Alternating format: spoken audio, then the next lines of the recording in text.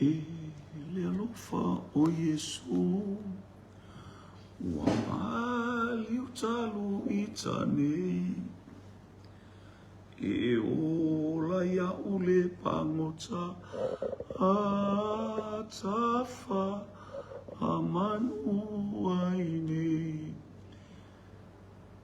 se fina ngalo e awai ua fai ia umata mawhai ele o ua na o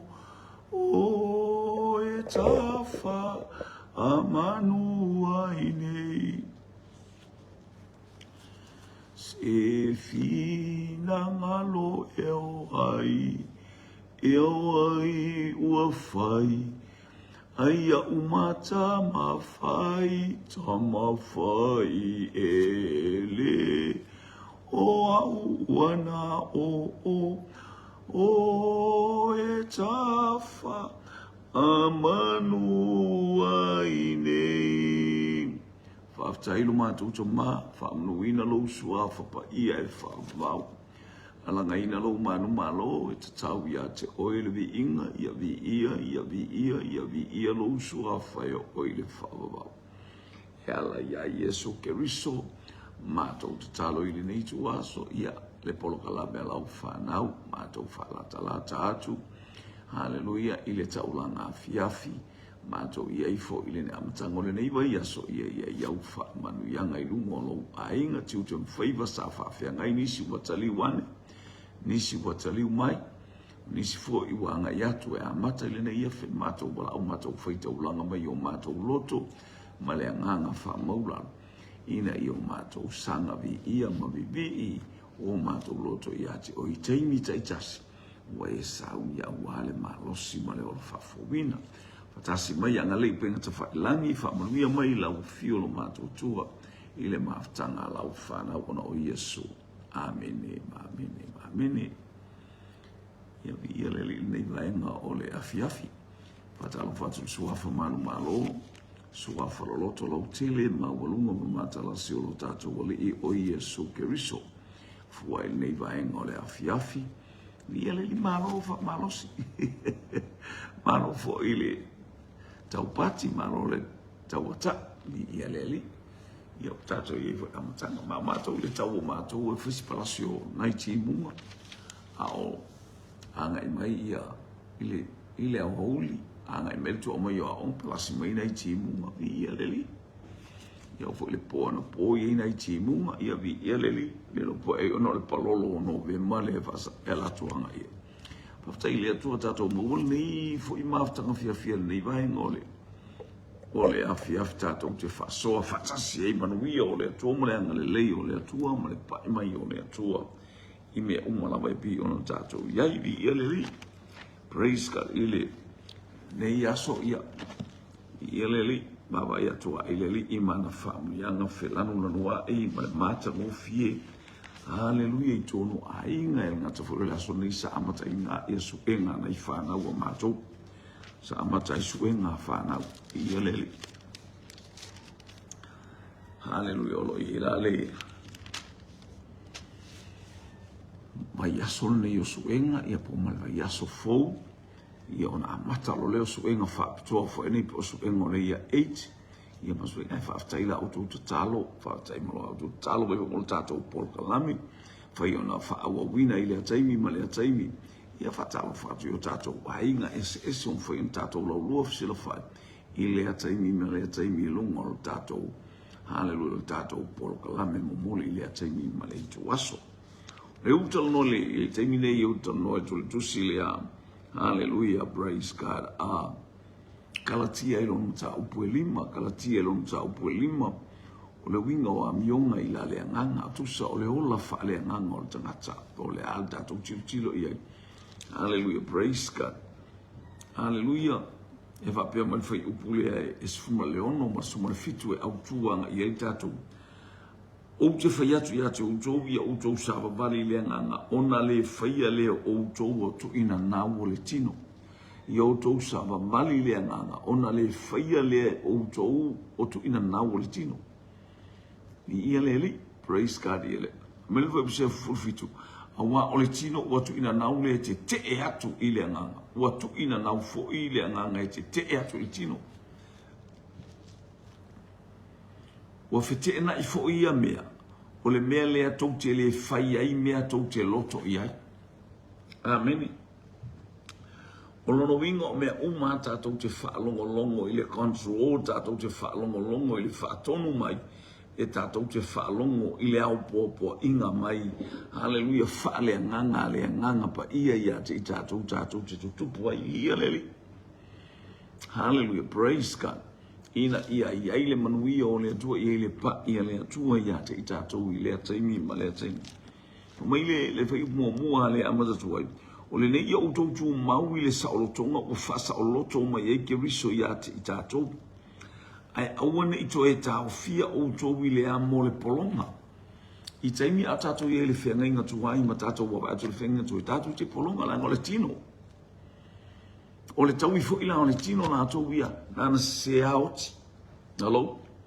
Leu tātou wa ai le whenga inga tuai o le taimi a se ai ma e lo ke al tu la fono.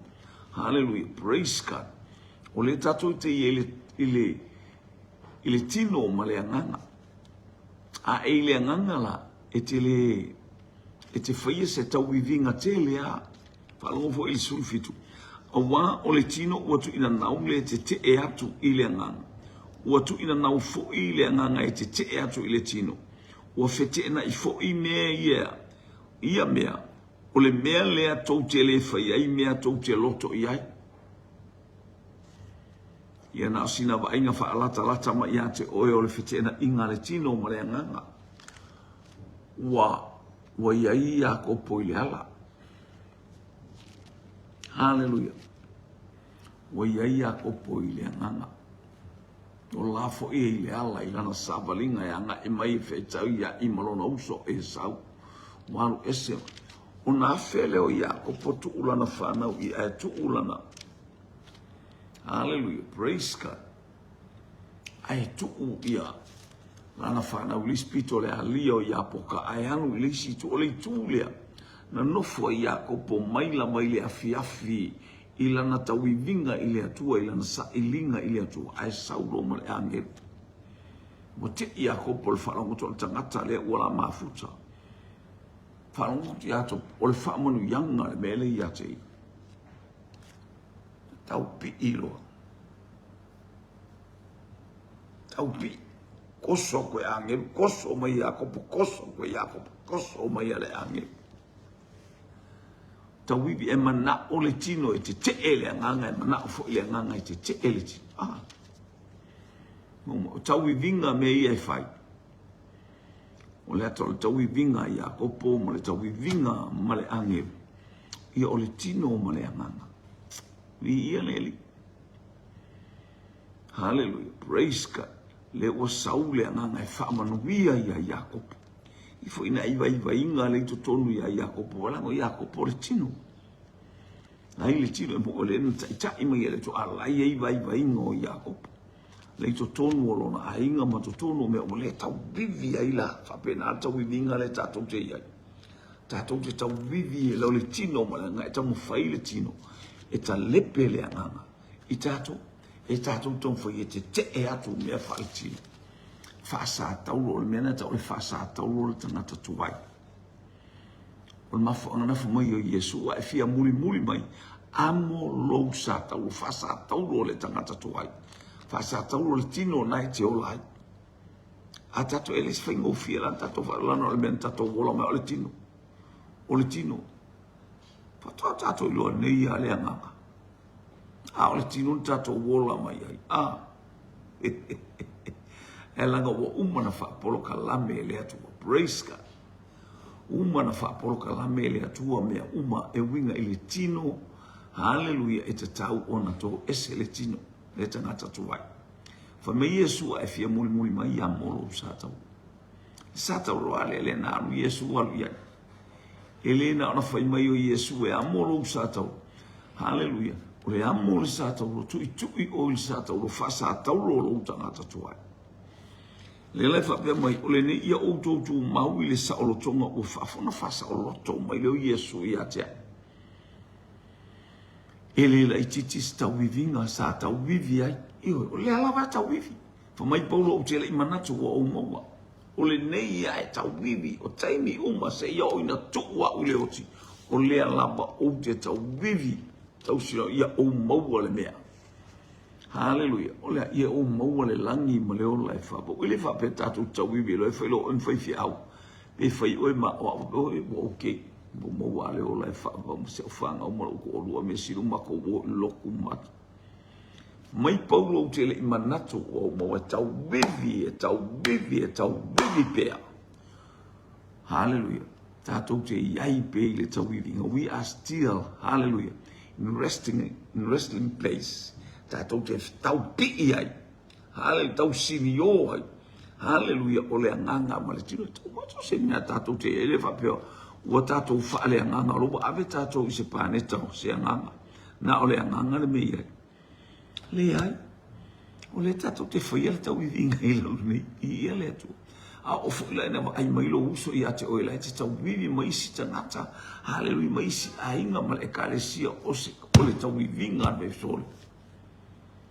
E tu mai o la tau loto. E au mai o la tau loto. E se ape sole. Vai aku. Eko vai ngan onga o ngaso la wa ese ava tatou tava ai so to malo na fa pui fa paso so le venga le loku wa kai au me le fa il ngaka so venga le algo ile loku me so i o malo sia ese tau vivi o i una praske le vai ko prasia ku le onga aya e fa manu via me le to la manu via o le nganga ele va ai e fa le tin e te vai ato sau mo stangata o manu mo sau mo stanga raisa le manu via o le tino muso Amerika ngala isale faisi me ka mai ki por ko mo yo ke a manu yo le nganga e e se to a pe anta to ba ile aso a pe anta to ba ile tupu o le la au ke ya wa ba ko mo wa ma ke lo ba ko ile la au yo pe te va ya tu la so la woso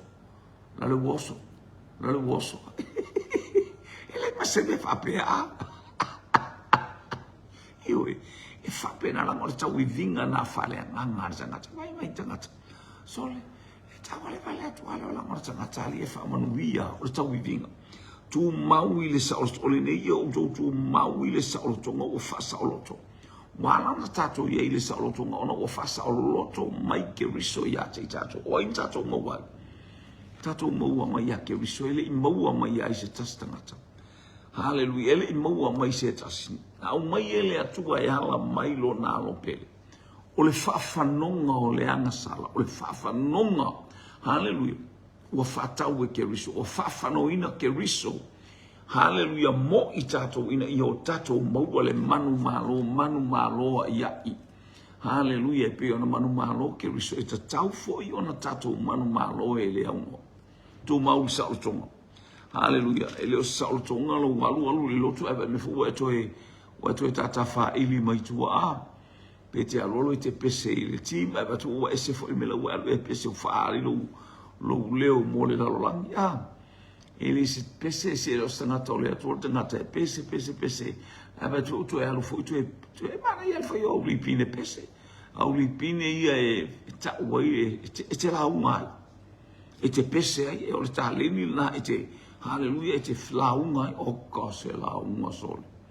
Wa upo pese ata walonga tamo suliveta. Sele mana o suliveta lai lua me fa suliveta.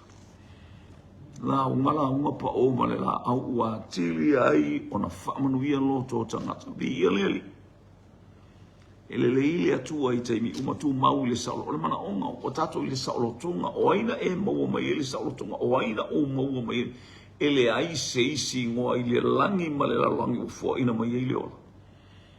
Ele ai se isi ngoa o whaasilisili ina ele atua ua na ole ngoa o Yesu Keriso. Ni ia leli. Whauta mai ea o Paulo o te whaiatu i ate outou a whaia perito me ina outou e lea o ngā lava Keriso i ate outou te mile ele ia o le talanoa Paulo anga ele a ngā ia tolo te ele o profeta po le au apostolo ia po tangata whaia o ngā pepelo whaia o Keriso pepelo Ia wala tu so le vai ngale no la tu tili no la tu faso tanga tai utai. La fo wala tu watu wala tu tala inga ina upa e tu a solo waso solo atu tala inga le apostolo. Le tala inga le olea. Le tala inga lea o le sa lotonga. Naya. Lea mama e atu ale perito beina oe e te le tauna se longa perito me fatua etalia Yesu o le tala le ale au utai te longa te perito meina oe se longa te alu le sapati fatua mea umo fapea te faia mo e te alu mo fai utai alo wolanga fatua e alu italia Yesu le ai o Yesu o le taunu unga o mea uma o Yesu o lo wala I malo o Yesu o lo wala I malo praise God. Peritome pele peritome le fa mai Paulo. Fauta mai e o Paulo o te fai atu ia te auto a fai e peritome ina auto. Ele au ngā lava ke riso ia te auto. Wale uota ngata tau fai fa marosi le au wala le peritome. Ia tangata ia mai utai. E ta o lato o tangata ke Luciano fa atu atu airing ke Luciano mei. Ole te te ia ele tala inga mai Paulo. Peritome ole fea ngainga nale atu wana fai ma aperamu. Na tai mai ele no malamo yutai ma Israel ile fenga inga tuai. Lea wa tato wo o mai ile fenga inga fo. Bi ile ia tato ilo o ke riso o le fata un wina o ia meo. O ke riso o le fata un sai ile per tomenga le teimo Yesu ke riso. Aya. Hallelujah. Wata pena Yesu le ala fo. Hallelujah. E ala ile au apostolo.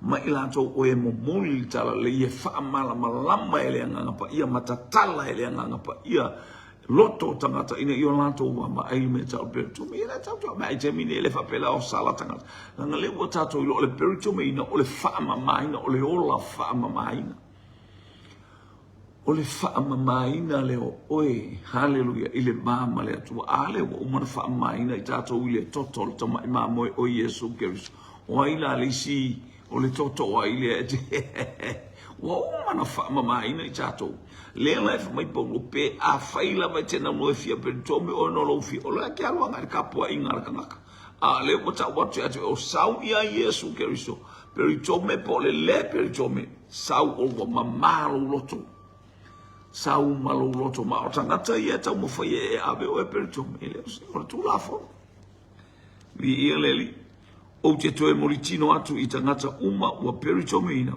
wa ia te ilato ona whaia o mea uma lama o I le tūlafo I le lau whai mai lo Paulo le mea anga kāle a whai wa mana o peritome o e alai whai uma mea ola I tūlafo alai whai uma mea lai whai mea tūlafo saulo mar whai upu e whala o outou ua fia maua le tau wa mea tonu wina le tūlafo no wa fia ka ua mea ko winga le ba ai mea ka ngaka I mea ke whaia I le tūlafo no Hallelujah. Ua te ese lava o tō makeriso. Ele lono winga in other words, ele au ngā keriso ia te auto. Ele au ngā keriso ia te. Hallelujah. Pe afo ila te mana o ai abe alo loto anga tu se o lo fa au mai ia te o keriso Yesu o le tu la fono. O le amatanga mai no le tu spa ia o keriso Yesu. O le upu ale tu o liutino tangata. Hallelujah. Ina ia mawhai ai ona tātou ilo o sau le tangata e whaam e fisoasoani ia te I tātou. E wa sau le tangata o liutino tangata e upole ia tātou wa o ke riso na maliru sa. Wato e tu? Wato e tu o le mana o ayuta ia tapuni le toi tu e ta ofi aura ta umaina toi tu. Hallelujah, praise God. Le iel au sātu kai ufo mai ele isa mata upus toi tu.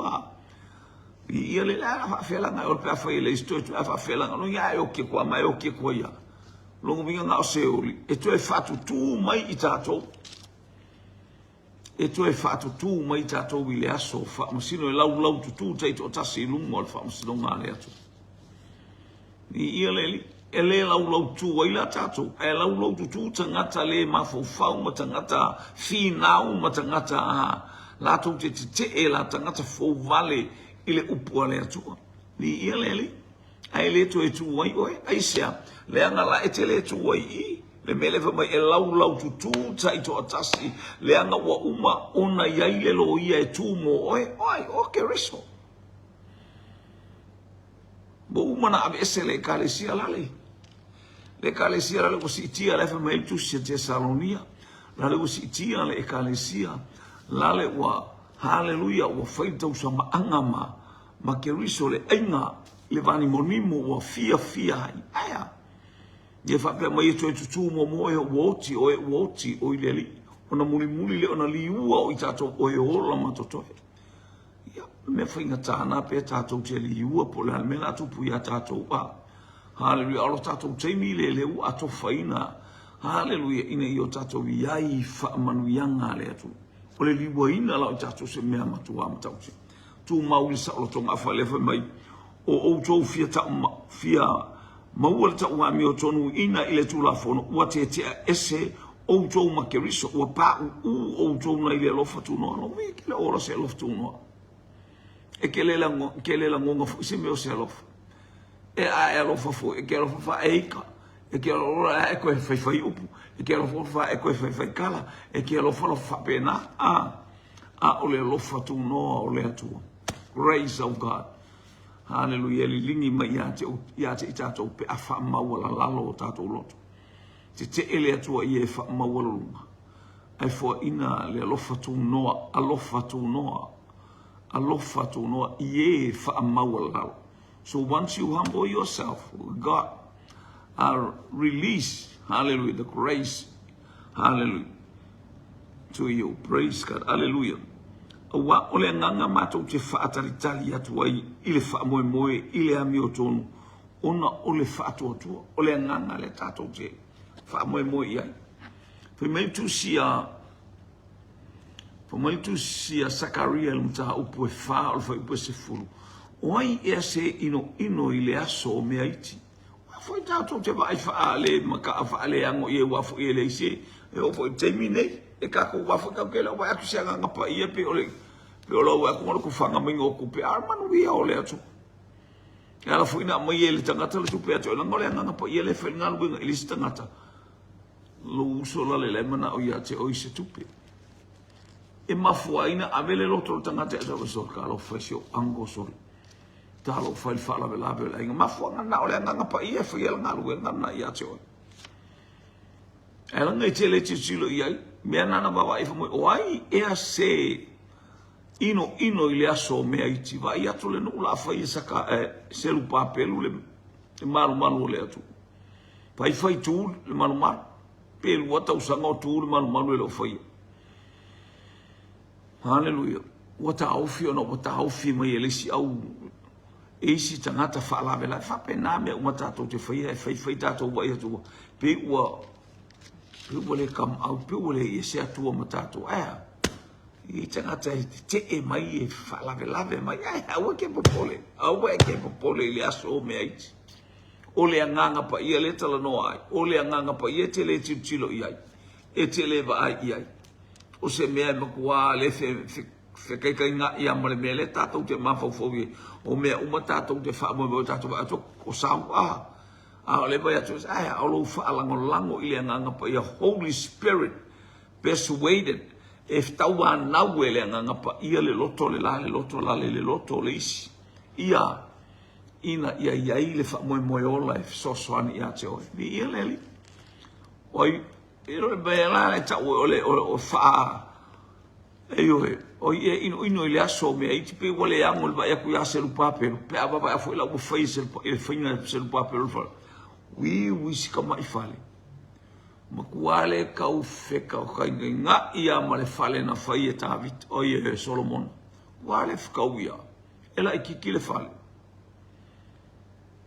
no wainga o le fale le na fatonu e hakai ia le no woi tata maila au le mauma wale le wingo ia meo e tata maila au le mo lono winga alu ia Keriso tato wo ia langi sai o mai le tala kolose mta o pedo sa ili a foi o to mata ta o le mo to lo ki sa ili le langi le me o ye Keriso O ke le sa ili ke riso ila longi ma sa ili se mei. Ai sa ili e ala yo tuli vai tato wava ai wala au ili atua ilo loto fa maulalo. Ina ia fio mai ke riso. Le mana tele o le atua. E ala ilo na nganga pa ia. Ina ia fa feiloa I mana onga o lana whanau. Ia le li. Praise God. Yo tato te iai. Awane e ino I le aso me aiti. Tau le piso vai tona I titil farsa. Hallelujah. Le o farsa tonu wala e sili le mamalu o le fale na lona lua ilo le fale na mo fale na faiso lo monga makaukia ale ufa maya kai e sili le mamalu o le fale lona lua ilo le fale lona mo le anga o le fale lona lua o lo utalia leo keriso ale a wina mai leo le anga pa o lo fale mua ia sa malepe pe o le tala ya Yeremia ma le faip ma lepe ai lumo limo iluma limo le faip Israel le anga mamata ngai luma e whapena I tātou mata ngā oai se tasi ko toi au maia I tātou mana toi fua ina mai mo I tātou le lenga ma le ola ia tātou wola io o le ola e whapau o ke riso Iesu o toi whai o le whale sa le amana ia sa le anga sa ma lepe le limo le whai puaya lele o toi au mai I tātou I whamanu yanga le anga pa ia ina ia o tātou maua le ola e whabau ala le whatotua I a keriso Iesu I leli ele leile atua praise God hallelujah o waile I se nga o le peritome po le peritome ina ye o ya keriso taulama o le whatotua e matuanga lue I le alofa o le whatotua Io se awala le usau ni le tato wa ina taua mi otonuina apero amo ona olona fatotu. O mea e tele na fa manuia I le atua ia apero amo le tele ma le anono I o mea. Hallelujah wa le masino. Na maua e apero amo I lona fatotu. Na ia ba aia I le winga o le atua faiva venga ma le atua matautia. E whaafete ina le palunga whalawa umala mai sina mea I titi. E whaafete ai. O te matua whatuatua ia te outou I le alii. Tou te le loto I se tasi mea. A ole na te whaatuatu vale ina outou. E tu salama po ai. E whaasala o ia. Praise God. O te matua whatuatua ia te outou I le alii. Whamoemoengo le apostolo fia ia te outou kalatia. Fia ia te outou au pa ia le atua fia ia te outou Samoa tou te le loto I se tasi mea a o le na te whaatua tu vale ina outou e tu salava po o ai e whaasala ina o ia io I tangata e sau whaafefete tātou pe o satani ia wala solo mai mea e sau ngaka mi mika oe sau soles keilo o le kalawhifi auro le makua makaukia o e uso io whapena tala tilo tala na e tue fo ia tu ia te ia whapena a e le a whai e le o ia te oile ngangpa ia ona se e ile oe ona whaale tonu wa ile oe a oana I whaafete ina I tātou pēr mai whaafete ina le palunga a o fo I whaamanuia le atua o le whefete fo o le whaamanuianga e whaafete ina I tātou e whaatumuina I tātou I whaamanuianga le atua o te matua whaatotua ia te utou I le li Tou te le loto I se tasi mea, a o le na te whaatotu vale ina o tou e tusa lava po a I whasala. A o au, le au soe, a whai o te tala I atu pea le peritome, pea se ale mea e whasa wa ina hai pea. A whai o le ua a whai o lea, ua wha umatia le mea tau suai I le satau. O le mea ke kau, o le mea ke kala ia I pēle. Iesu pe a whai o te tala ia pēle me le ka o le peritomu. Halo? O le whisota inga a le kerisiano. Halo? O le peritomenga. O le ata o le toto malingi o keriso mai lunga o le satau. Hallelujah. Wa whisota I ta ua wa whaama maina I ta ua I le toto paia. E anga tāl wha malama maina whale nganga, hallelujah, o le peritomenga, o le ata, o le whesota inga. I leli so ta I fa le nganga I tatou ma le to fa maina I tatou le ana fai ke riso I lungo le satau ina ia ave seina I tatou mai le ana sala saoti ai au fa maina I tatou o tatou tu male mamai lumo le to o tatou tu o umana fa puluina I tatou haleluia o fa ofuina I tatou pe o tala Yesu I lona uso au to te o I seisi mea ai no nofo ile ai sei fa ofuina o jo ele ma fainto talai ele ma fainto wat we fai si mea lava fa atali le ai se ia fio mai sei fa ofuina o jo ofuile nganga pai le fa mai ai luka ilon sa u se o vai atu le luka le luka ilon sa upu luka ilon sa upu e lua sumar fa alo vai pe fa sumariva luka e tala no mai ai o ia le na tusia nga luenga le foi fa mai ma wa o tole mana pe afio I fo le nga pa ia o ia le na mai fo le foi tau le fa sumariva haleluia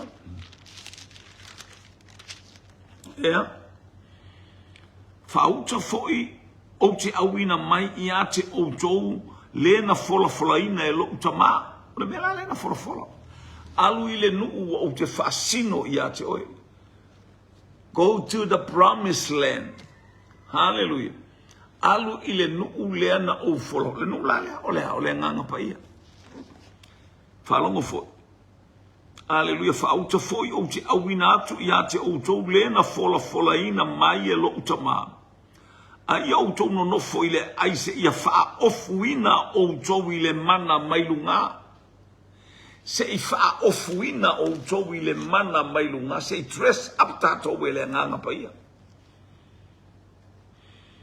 se fa o ina I tato ile nganga pa ia se fa o tato ile nganga pa ia fa tali ile mena te ia tatalo ile tu afa yo le te no fo mai o fe tatalo ile tu tama o te momia lo wanga pa ye kele ka waru se fa sa pe quero que vai viau halo mono to wela we karto te le mai foi ka usu mai akiao o ante me o te tu o ya o mai vai se fa unha fai foi tatalo mole anga pa ia wina I fo e kare o alo ka makakalo a blind no fa to tua fai lo na fatu tua tau tala ia tama o la fa un fia fa lo mai tama por la ko le ko foi ya por la mele ko foi ya ko ya ke fai ia I fa mole tama fa of wa I lo banganga pa ia o te mo mi oi hallelujah na fa fonga mai tama e fa manuia le atua ia te oi pea esa ili atu iai male loto fa mawalalo male loto salamo wa e salamo ma o salamo ma tato salamo io tato vai inga le ano no io vai inga sa tato iai e sila fia e le atua me o mai tali mai fo I loa tua lo tato tama iai tato la marcha ma o tato o le tamanga le lei o le tamanga lo for tamata ni mana o le fia va vai mai la na fana poi le atali ile hallelujah ile le praise God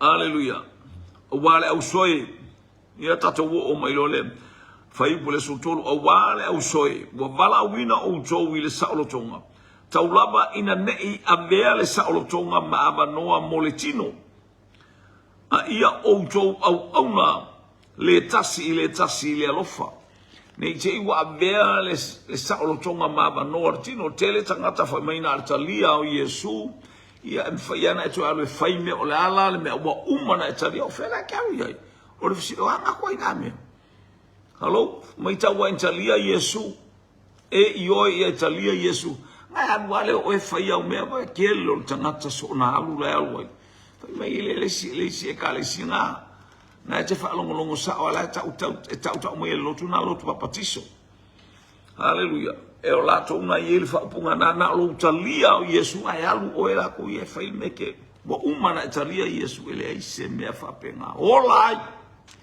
live according God's word and God's word is Jesus God ia tusa oe malekeriso Nea to ya lula telo mai tele la tangata mulilua tele tangata pepelo tele tangata kuluku tele tangata mata pea e o life apena o lai tonu le kalesia le aya e alu talia Yesu na to e fo ile tu le alta la le pua ale na no pala o to lo pala le pua sama ma o to lo pala ma le pusi o to e fo ile na pua inga. Haleluya, ele mana ia le atala ele mana ia le o to e foi le uli o le maile o le maile o to e foi le maile ilona pua inga atato fa longo le maatol tala le apostolo ile atala non tangata o talia Yesu alale na le ko sa barbaria. Haleluya, sau pala amo sau fetu le nu. Haleluya. Sau ole apostolo, ala lewa, sau ole profeta, ala lewa kau mawhai e whai mea e oti a ilea. Tau mawhai e ui atu i sesi au wala wale sau walu tāla e whai a pālako o ili tangata nao pālako oi. Ile tupu leo o Moapi. Wale whai i a ile mea i whai e sana la unga le met. Ua ui atu tango ame ia teine fatonu teine oe moe ma au tau ma tamalo loa Israel na tupu aile to asao le atua na otia ina palam i ia leli alu e fale atua o mana o alu e su el tupi ale ka uma ia longa ngoi il fenga ngofo tu si e fitu na abe i tonu o na abe e kalesia i Asia e kalesia i Perakamo na e fo ia tau mai lingo pala amo le mana o na o imea tele le tangata o mana o imea o le lola i fo mai tau wa intalia ke riso lo o le maile o to e fo ilo na pua inga pea o e fafonga mai i ia le li praise God ia le fo te fafonga mai wa e tele atangata e fa pela to tala sole pa wala le mele anga i mea fa le o le ka o mai fo le ngol lo awa te huisi awala se awe te whaalongo io e te taunga utau atua pe au ilo inga langa le almo watau e lengo Efeso. Abele tusi Efeso tau ye me ye whaaleton. Abele tusi tau ye le mele whaaleton o ise murana. Abele me palakamo tau. Abe tu atira. Abe fea.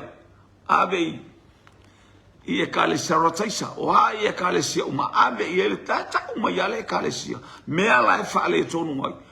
Winga o se fe au le leile amo oe e te ta ua le ingoa langa ele i alo e se yohane na ta ua ingo e kalesia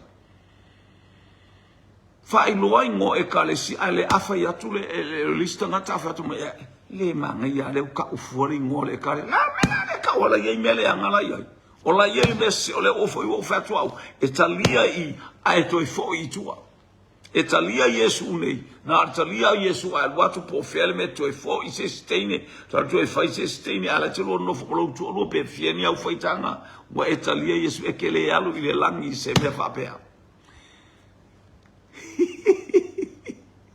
Haleluya le fai pulea Haleluya awale au so wala wina o to le sa lo tonga taulava ina nei a vele sa lo tonga ma ba noa moletino lea e ke wa fa pela wa sa loko a wa maua ile ba ngo fa le kingo oe haleluya e kongi ai lau sia wa enga le wa e manga wa leva nga o e halu lokalia Yesu i oe tele tangata ola fa pe tale tangata pa paule me tatu ta talo ile atua au mai le malosi au mai le poto au mai le ola au mai haleluya le fa uta haleluya le mata ala ya te tatu. Praise God. Awa wa atotole tu la fono umalama ile upuetasi ole nei ia elo fatu ile lua tetua o ia pei o lava ia te ako korku la fono ole le upunga mai ole alofa ile atua ile loto atolo manganga ato maluma alofa ile atua haleluya alofa ile lua tetua o ole alofa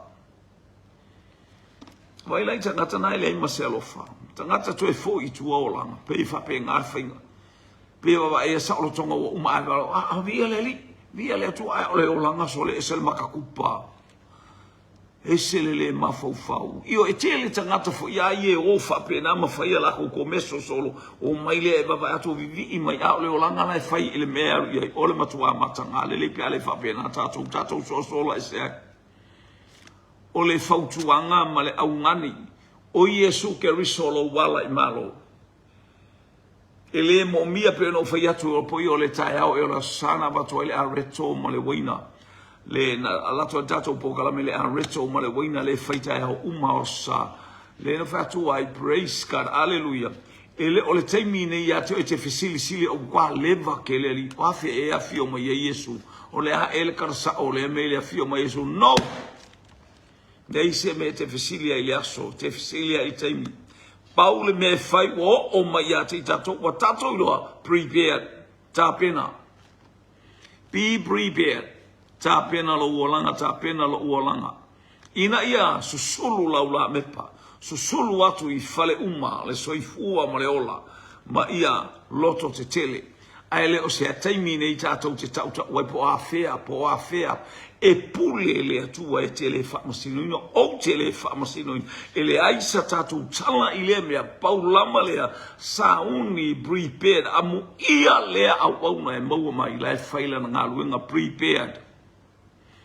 Ta pena lona o langa, ta pena lo uolanga, ta pena o tato uolanga, tato te vava ia ile atu. O te whaiatu ia te o tau sama mali. Sama mali lea nganga, ona le whaiai lea e o tau wole tu ina na wole tino. So once, hallelujah, you keep on walking on the spiritual way. Hallelujah. I le hala o le whale nganga, tato te le whaia se mea. Tatou te le whaia se, ai, ta foi sesi, e te ite te le anga salai. Anga e te manu alo lotu, soli kakala mkua alefie, te mawha manga lo mai au polea, io, vai, lola ue whai. Tatou te ilo awa ta mao, ma le alo whina ngalo o whakoe lau kala ka male o, manga lo mai au pe awha se lau. Au au o le whamasino, e pe o kau whamasingoa le li le vi, le. Ai la ngor tanga tole nganga na tfa masino ino tanga tole tin. E te lole le yatu an me mafu mar me a ispe kafe la sa u ele fikau. Ke lole le yakwan me le kala fe nga ila fa email tanga ta. Ke fa ifa musu fo le o inga ki olo isi olanga le anga. Ni le praise God. Hallelujah. Ni ia le atua, e le lei le atua I taimi umalawa.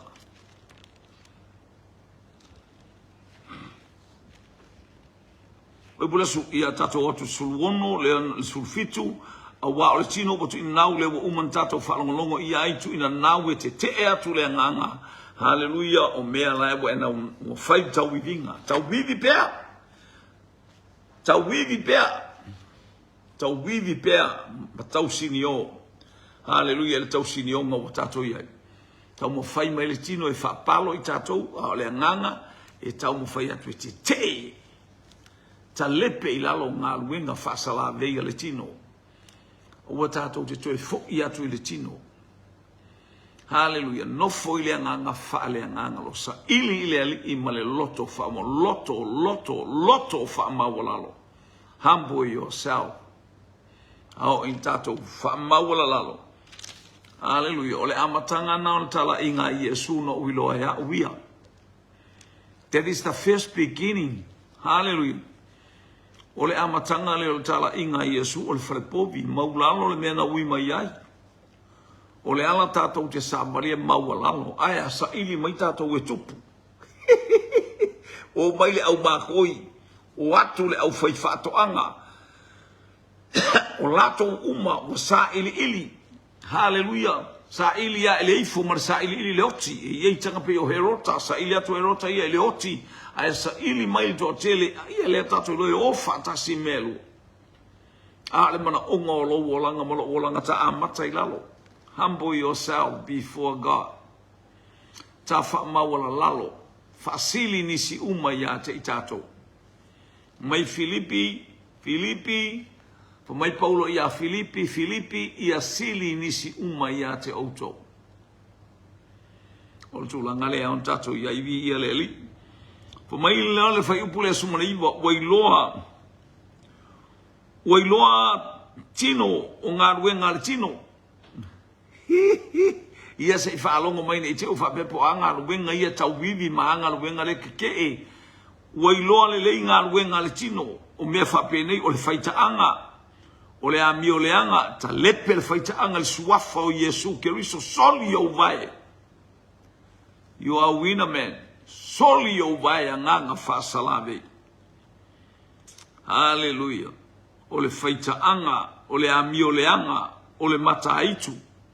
O le meta o le mata aitu, hallelujah. Ia o tatou mata peni mata o se anganga le anga. O mea umae ke baba iei le anga ia ke oike ingo pewe aku le ofu maangai o liska ngaka. Whapenga e, pi whapenga, pi kau waso i o maka a, mo mea le mata aitu a. E alatu e baba ai aku le ke mga e whale anga mea ka ngaka a. Te vai atu ina, e vai atu kau pule pule whale anga, i eile nganga na o mai atu tau whale anga o le feita ngai. Kos le mea ta o le feita ngai. O nā mea uma mo mea nganga whaasala vei mea na o maenga na o le tino e kako ki ave ese mo le feita ngai. Le tatau o na ita o el kerusiano i lousu. A ita mai a o e whapale pale. O le fie misai, ia lea, wai ua ina misa a, ni ia lea tua.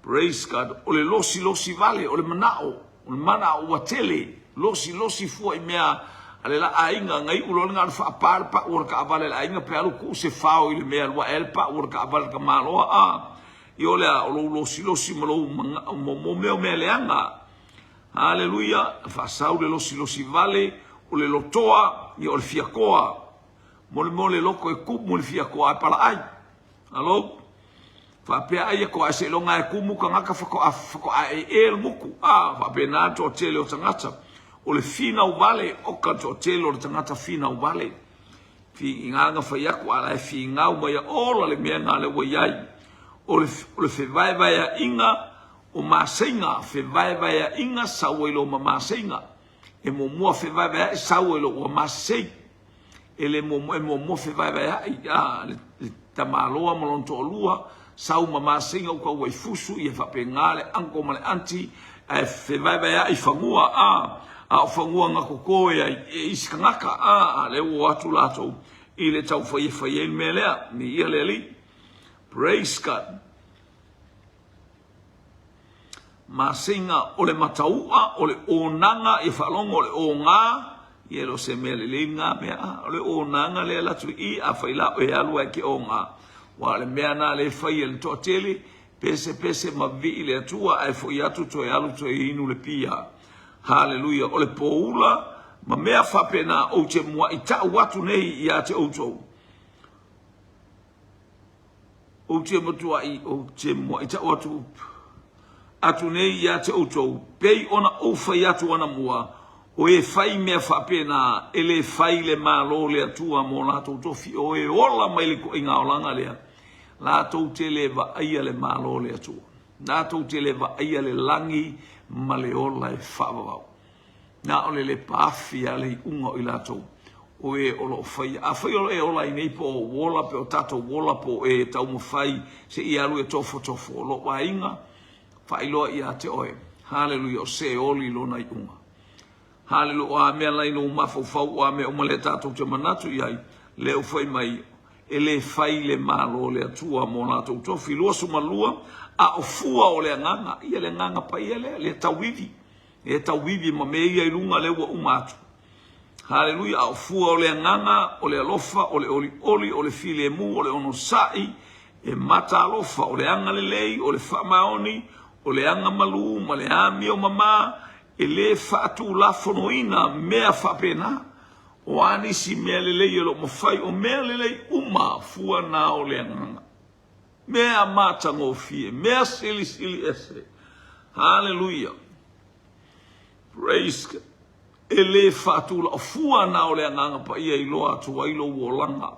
E iloa tu wailo tangata, o le tangata wa ta pena. Hallelujah, mo le langi ma le ola e whaavau, o e whaia se ngaluenga, mo le au onanga au wale tala le lei e winga i ake riso i Yesu le ola. Hallelujah. A o e o iake riso, ua whasata roina e la tau le tino. ia e loa o nei fua o le anganga e mafua mai ina ua tatou whaasatauroina le tino. Haleluia, o lona winga o tatou whaatea ese, po o tatou whasiotia tūlanga sa tatou iai e le whapeta o le whasioto se upuleanga o le upulelei, o loutou wha umatia mea sa e iai, o le whaamisa, whaamaualunga, o le lotoa, i oe, tūlanga o le ngaoi, o le mulilua, o le pepelo, ia ne tele ai tangata ina o le whalpuipui, a oe o ia ke riso ua whaasataroina e la tau le tino, maona manao, maona tu ina nau, wa e whaasataroa le tino, i ona manao, maona tu ina nau. Awa tātou wola i lale anganga e vi ia ai le suafo lo tātou tama le alo ma le anganga pa ia. A whai wa tātou wola i le anganga, ia tātou sababali fo i le anganga. Wola i le anganga, sababali le anganga. We are in a time of Holy Spirit. Ua tātou i le taimi o le anganga pa ia walk. I le tātou sababali le tino. E whamai Paulo, e uina mātou sababali le tino. E mātou te le tau wha le tino. Mātou a upenga o la mātou taua o a upenga e whale anganga ia. Ta lepe i lalo māsaro saloma. Haleluia na i el tusi a koronito na tala noa mai ei Paulo. Haleluia i a upenga o le taua. A whai wa tātou wola i le anganga. Ia tātou sababali fo i le anganga. Whapalpale. Haleluia. Ia le si o langa o lista ngatali e whaola ina sole. Ai le e fi ata i lista ngata. E la le koe ngā whaola ina. E te ilo au fōringa susuru atua i le atua nai tutonu i ate o le anganga pa ia o le atua nai tutonu. O le mana malama. You are the light of this world. Hallelujah. O le mana malama i tātou o le lolanga. La pa whela ngai lau merka ngaka oe o le tangata whapa ia ina o oe o le tangata o le mana malama. Ake le aka isiskanga. Ia le ali. Praise God. Hele ilo pe hapega ilo o tangata whaolai. Ia lele. Fai me fia socialist. Tatou mingo. Hallelujah. Langa tātou ele o ese malalanga. Ilo le ia oe. Ilo le ia e o for so bartaka. Tai fefe so ba ia te ai se anga la fefe el tino ile nganga. Ai a oe. Oe kamba ho ile. Ia fai au gala. Mo ia ile tale ni ia te oe. Lau tala e. Au mai ele loto tangata la e musu e sau ia oe whapeso wai pa ia ke. Actually, amene, praise God. Te le malamalama ile ali, ile e ongan po kalamele o le glopo. Sana ingo ia preta. E se foi au wala le atua na mawhailoa. I oi foi mawhailoa, i mo wala tu ini usila mawhailoa, i maleusa. Praise God. Ia whaftaia ili atua ese awala. Ta pena ili nei por kalabea. Apa tamatanga na por kalame sa amatamata maya o tau whaia. Tau whaia. Whailoa i maleuso vi ia leali. Hanga le leile atua. Ratu fo ili a whailoa. Mata ata sta maititia le o Bretani. Mata ata as whaatonu a rivi ia leali. Ia langa le lei manu ia lona le fa moe ia sel mana ia tatou atu nai fa nau wa o le titi le ia tea fa atu le au fi au na tangata ia o e mo so soani atu o langa wa haleluya langa o lo vala wina o le talabo na lilingi mai le nganga pa ia profeta mai o a wa pe se miti o te faia fai miti to ina o te vai se miti e fiso soani le ngaluenga le atua o tanga lulu e oe ia le ali praise God fai oli fai fia e te fiu fo e fikaia i mafita ma faingata aya ia e pe ona ufa atu ia pe ba mai ia Paulo ia Timoteo ia e faawa o mai mea uma wa eva ai mai ia te vai mai ke aka mo fia uia i ia le atua tato wa ai se ainga mana ia mase ainga ori vi ia le tua le fa Sofia se loto stangata po se upo stangata a ole nganga ole tua e fa malosi ate o e fa malosi ate tate ale anga e le no i fu amanga lo fa ia le tua a fai wa ate tato le nganga Afe ua tatou wola I le nganga. Ia tatou sava bali fo I le nganga. Aua nei a vea I tatou ma e mita vale. Aua nei I fifeli wai. Aua nei I felosi ai. Aua nei mita vale. Ai fa mal fa pule su mal far mata pule ono I le tusi ale a kalatia le fa I fa mal fa pule su mal fa. Aua nei o mita I se mea tau lava o le sa tau lo tatou wali o Yesu Keriso. Wa fa sa tau roina ia u I le lalolangi. Wa fa sa tau roina ai le lalolangi ya te au. O fo I le lalolangi. Mi ia le lifa mnu ia le atua sa boa lo watunu umalo wainga ya utamama utina ya uso ma utua wafine au na le atua ya fa mnu ia le atua il ne ia fiafi ma namba atu le anga le leio le anga pa ia fala utele le anga pa ia me uma ma ia I uma I le vi inga o le atua. To God be the glory forever and ever. Amen. Lawa una tautua mo oe hallelujah I le anga fa maulalo na o Yesu. Amene ma amene.